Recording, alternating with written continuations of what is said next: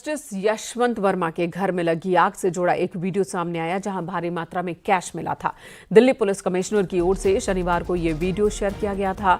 Video ऐसे सामने आया है जब दिल्ली हाईकोर्ट के मुख्य न्यायाधीश डीके उपाध्याय ने जस्टिस यशवंत वर्मा के सरकारी आवास से नकदी मिलने के मामले में भारत के चीफ जस्टिस संजीव खन्ना को एक रिपोर्ट सौंपी है। जस्टिस उपाध्याय ने घटना के संबंध में साक्ष्य और जानकारी एकत्रित करने की आंतरिक जांच प्रक्रिया शुरू की थी। इसी दौरान जस्टिस वर्मा के घर के अंदर का ये वीडियो सामने आया जिसमें जले हुए नोटों के बंडल दिखाई दिए। इतना ही नहीं, सुप्रीम कोर्ट को सौंपी गई रिपोर्ट में प्रकाशित कर दी गई है। दिल्ली हाई कोर्ट के चीफ जस्टिस की रिपोर्ट में गहरी जांच की सिफारिश की गई है और मामले से जुड़े दस्तावेज भी वेबसाइट पर डाले गए हैं। दिल्ली हाईकोर्ट के जज यशवंत वर्मा के बंगले में आग लगने से एक बड़ा खुलासा हुआ था जिसमें उनके घर से भारी मात्रा में कैश बरामद हुई थी।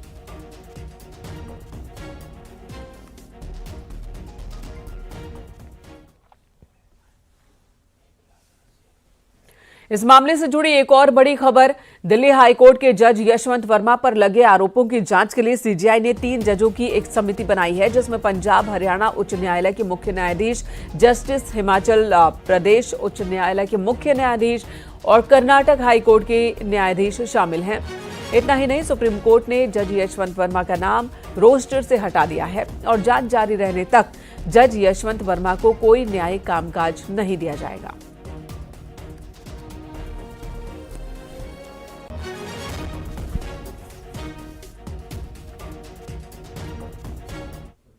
वहीं इस मामले में जस्टिस यशवंत वर्मा का भी बयान सामने आया। उन्होंने खुद पर लगे आरोपों को खारिज किया है और इसे अपने खिलाफ साजिश बताया।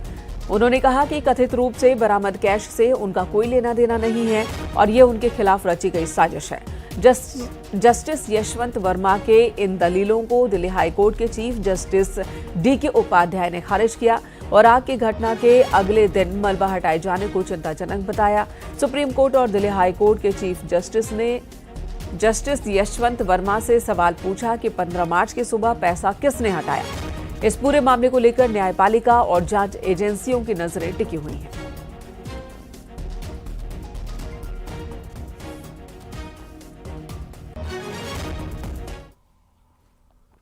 तो करप्शन के आरोपों में घिरे दिल्ली हाईकोर्ट के जस्टिस यशवंत वर्मा की मुश्किलें बढ़ती जा रही हैं। इलाहाबाद हाईकोर्ट बार एसोसिएशन ने जहां पहले ही उनके इलाहाबाद हाईकोर्ट में तबादले का पुरजोर विरोध किया है, वहीं अब Allahabad high court bar association justice Yashwant Verma के खिलाफ महाभियोग प्रस्ताव लाने और उन पर लगे आरोपों की जांच सीबीआई या फिर ईडी से कराए जाने की मांग की तैयारी में है।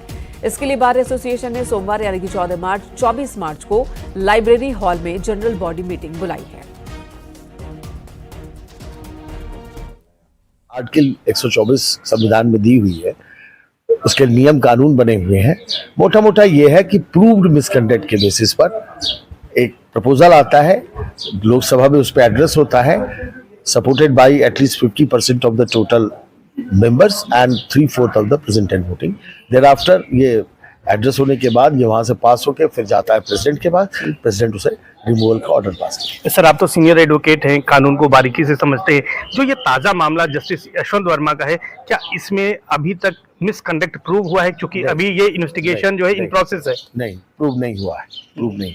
तो ऐसे में क्या महाभियोग इनके खिलाफ लाया जा सकता है? प्रूव होने के बाद लाना ही उचित होता है, लेकिन पब्लिक जो फेथ गिरा है, इसके लिए हमारी डिमांड ये है कि first this matter should be given to CBI या ईडी जो इसको इन्वेस्टिगेट करें, and on that material if it is proved then महाभियोग होना चाहिए। महाभियोग होना चाहिए। तो मंडे को जो आपकी बैठक होगी उसमें सीबीआई जांच की बात हम कर रहे हैं। सीबीआई जांच की बात करें, महाभियोग की भी मांग करेंगे। बिल्कुल, दोनों कनेक्टेड है आपस में।